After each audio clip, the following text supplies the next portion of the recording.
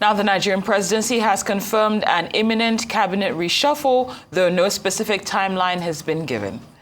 Presidential advisor Bayo Onanuga disclosed the plans during a briefing at the State House, but notes that it remains unclear when President Bola Tinubu will make changes. Tinubu, who appointed his ministers in August last year, has also urged them to actively promote his administration's progress. Onanuga said many Nigerians are unaware of the government's achievements, as some ministers have been reluctant to speak publicly. Dr. Amadi, director of the Abuja School of Social and Political Thought, now joins us to discuss the planned cabinet reshuffle by President Tinubu. He'll also be doing an assessment of the performances of the ministers since assumption of office. Dr. Amadi, good afternoon. Many thanks for joining us. Thank you and good afternoon. Now, of course, President Tinubu's administration is relatively new, and this reshuffle is already being considered. Just wondering what you think this suggests about the initial cabinet selection process and the administration's governance strategy. Well, I think two things. Maybe first, the way things have turned out, the challenges probably they didn't quite get to understand how complex or how difficult the challenges will be. So maybe didn't fit the personnel to the problem. And so better late than never. And so, reassessing the challenges, maybe they fancy some other kind of competencies that they need to drive, the economy and the other sectors to where they want it to be. So this could be learning by doing. So midway, you correct course, you upgrade, you review. In another way, you can also say that maybe they didn't quite prepare well enough. They didn't quite exercise the level of foresight and rigor in empaneling the team in the first place. So this is, your error catching up with you, or presumption catching up with you. Either way, I think it's better late than never. All right. Well, of course, as expected, speculation season has begun. That's what happens during these periods. And I can only imagine the amount of lobbying happening behind the scenes. However, I did read one report that implied that the only ministries that are safe in this reshuffle, or the ministers rather, the Minister of the FCT, the Minister of Works, that would be Dave Umahi, and the Minister of Interior, Tunji-Ojo. This is according to this particular report. In your own assessment, which ministries would you say should remain untouched? Well, the key word there should, not probably would. But again, we should bear in mind that presidents shuffle teams for many reasons. The more rational, we would assume, would be performance. These guys didn't quite deliver, or these guys delivered, so performance will be a key indicator. But oftentimes, loyalty and prospective political outcomes. This is unfortunately the way we do our own governance. A year afterwards, we are into politics. So we might know who stays or who goes may not be determined by performance. But I think if you look at the story, or those who are said to be safe, there could be logic for it. Minister of Immigration, I think, Interior, no matter some of the issues about corruption, linked with the humanitarian ministry woman, and of course some allegations about what goes on, who gets what from the passport issues. Apart from that, one could say we've seen movement, we've seen efforts, we've seen, of course, also able to engage publicly, communicative-wise. So he's quite done something good enough to say, if you look at these ministers, he should stay. If you look at FCT minister, we've seen upgrades in some of the roads in the FCT in terms of city. In my view, those optics count. So the elites who drive from point A to B and see that you are grading and making smoother those roads, would definitely feel, oh, it's working. But then again, just like happened in Port Harcourt, in my view, or River State, you look at the FCT and say, is it transforming? Are you seeing maybe broadbands, lights across the suburbs, security being contained? Are you seeing, roads that are not in the city centers being open new roads or upgrade them? This is a time of flooding. Are you seeing proactive management of those impacts in terms of those who live outside the Asokoro, Wuse, Gariki area? In my view, no, we're not seeing any of those. Is this a city having an identity in terms of a city that can attract human capital, attract, in terms of maybe dealing with congestion, traffic, the basic city things that make a city the source of wealth creation, that make city branded, that brands one city different from the other. People can come in and say, look, this holiday we would like to come to Abuja from West African countries. Is Abuja becoming that kind of poster child? No. But again, roads have been upgraded, scaled up, remove the surface and redone. So yeah, those optics, and of course the important political work I think he's doing for the presidency in reducing and almost emasculating PDP. He's a banker to be on that team. Umahi arguably has done better than most, in terms of the many of the roads projects that the government has flagged. His energy moving around. Is doing well with media. It's actually at least reading out engagements, roles they're going to do. Now, after some time, we'll go back and say how well they are done, and so on and so forth. Look at value for money. Then that's when you do more rigorous, deeper review. But many Nigerians and many commentators will not do that. So Dave Umahi will pass for those who have performed in that context. So I think those three persons, I could bet my money that they will be in the team.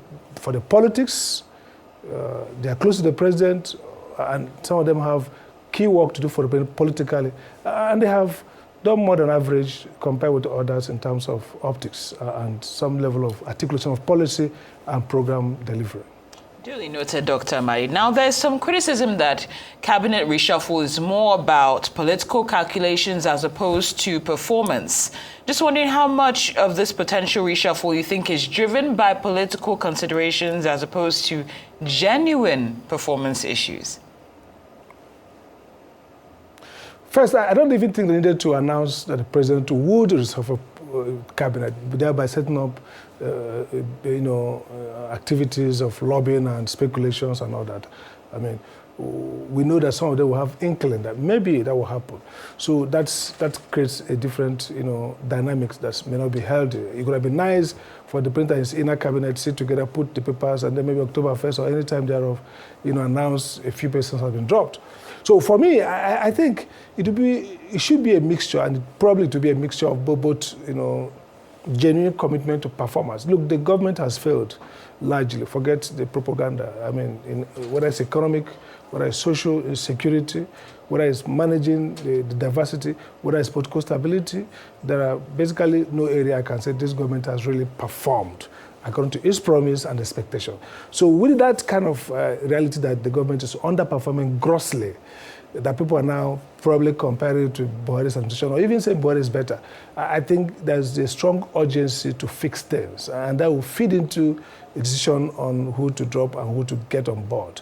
So that would be, I would say, maybe 30 to 40% of the consideration will be on performance. How do we rejig the cabinet to get better, and maybe in the area of economy, and that's a sad thing. The area that's failing most in terms of, high cost of living, in terms of poverty, in terms of misery index, are the economic-related areas. But those areas are also manned by persons who are politically entrenched. So where we need the most change is the place we will have the least change, in my view.